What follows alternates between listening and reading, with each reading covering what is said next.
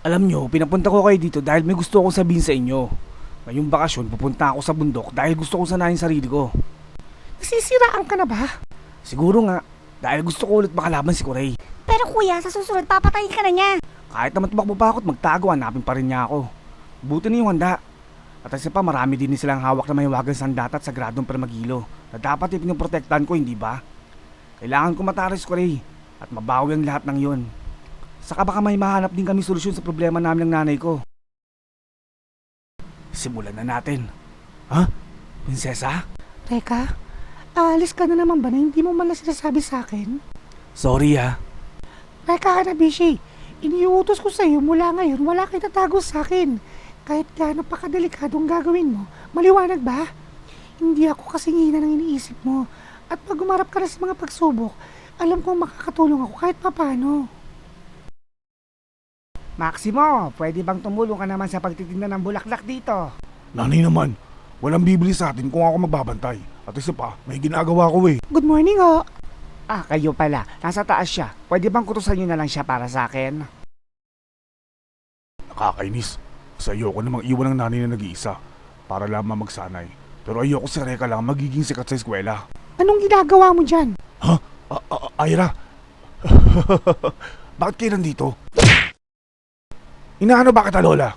Sabi ng nanay mo kung saan daw kita eh. Max, saan ka ba pupunta para magsanay? Hindi ko alam ang sinasabi mo, Ira. Hindi ka magaling na artista. Eto, Ano yan? Regalo para sa akin? Ang bigat ha? Ito yung Kuchibashio at Onitsumi.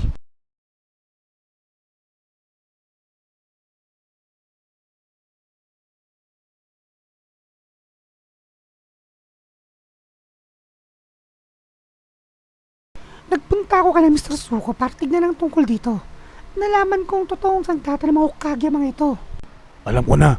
Gusto mo magsanay gamit ang mga sandatang ito, hindi ba? May pag-asa ka pa pala. Makinig ka, Max. Tila tayo sa eskwela at alam nilang wala makakatalo sa ating dalawa. Kaya lang, nung nilaban natin si Kuray, tinalo niya tayo na para mga baguhan. Napahiya tayo. Alam niya, mas mahina tayo kay Reka.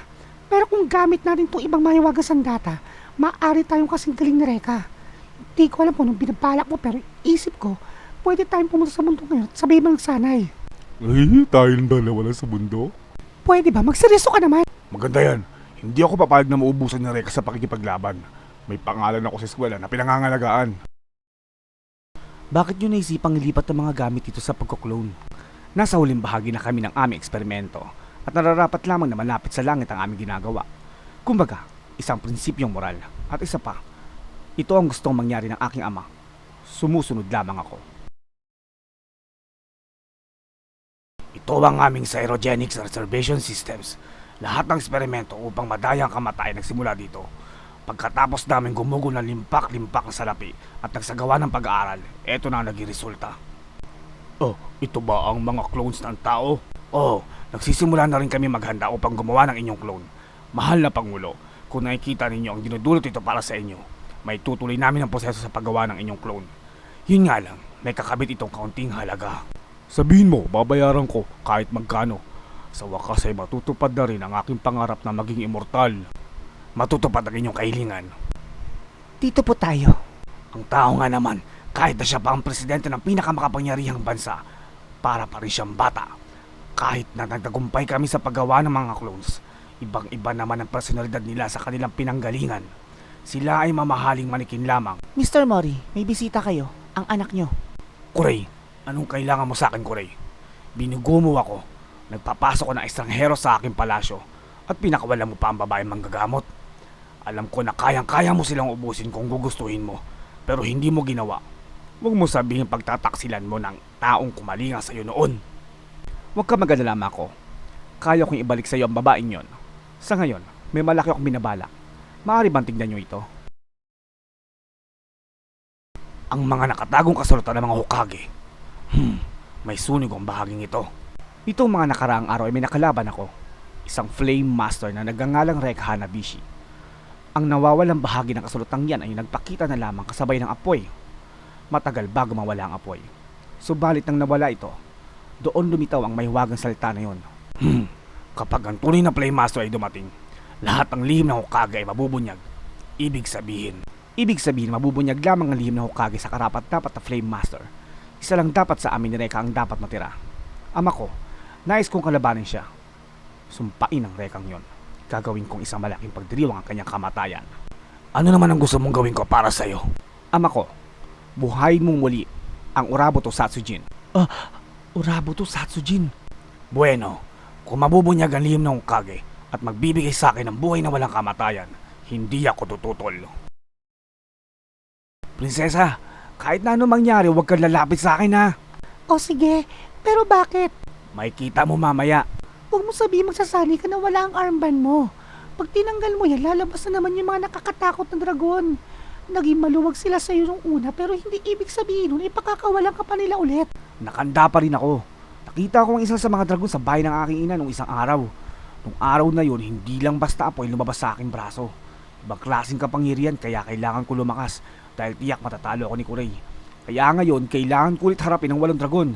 Prinsesa, manood ka lang at huwag ka makikialam ha. Panoorin mo kung paano ko talunin ng 8 dragon sa paraang alam ko. Flame Dragons! Nakakatakot. Hindi ko sila nakitang ganyan dati. Ngayon ay nanlilisik ang mga mata nila sa galit. Si Reka kasi padalos-dalos. Tingnan mo nga naman, hindi na nabubuhay ang kalahanan at araw sa akin ng isa dalawang ulit. Talagang nais mong amatay bata. Tama na! Hoy, ikaw na may bigote. Lumabas ka sa braso ko nung huli tayong makipaglaban, di ba?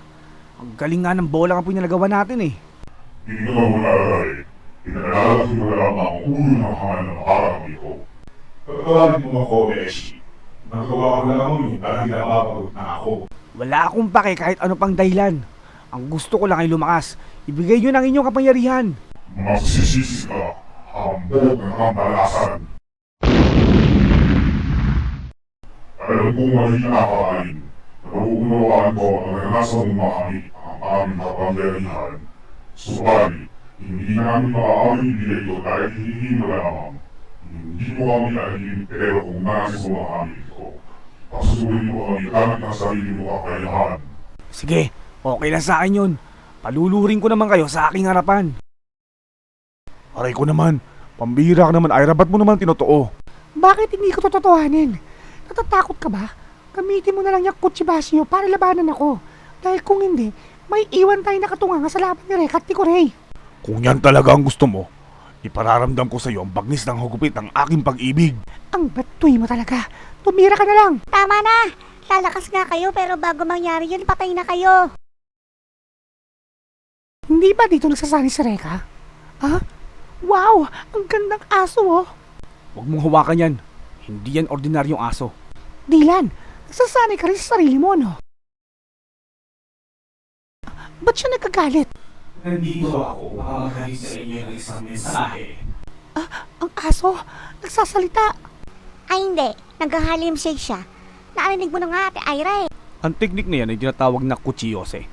Isang kakayahan ng ninja na gumagamit ng hayop at sa ibang bagay para magsalita. Ibig sabihin may nagbabantay ngayon sa atin dito. Pinadala akong mensahe sa inyo mula kay Master Kurei. Kaya ko kayong tapusin ng mga araw at ng mga oras. Kaya lang, hindi nyo makakakasaya sa akin. Kaya inaanayahan ko kayo sa aking pag-isahan. Ang Uraboto Satsujin, inihahanda na ang pagkakapusan ito. Masama ang naririnig ko dyan. Maraming namamatay na tao kaya huwag kayong papayag. Hindi na lang kayo papayagan ito ng isa lang paanyaya. Dahil pag ginawa niyo yan, isa na nakakilabot at katapusan ng inyong mga karanasan. Sa bagay, hindi naman ang magiging kalalan niyo pag pumasok kayo sa pag-isahan. Magandang ideya yan.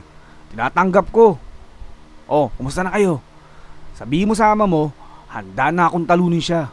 Ang nasa talaga, wala kang harapan para isutin ng aking Panginoon. Hindi ka makakawad.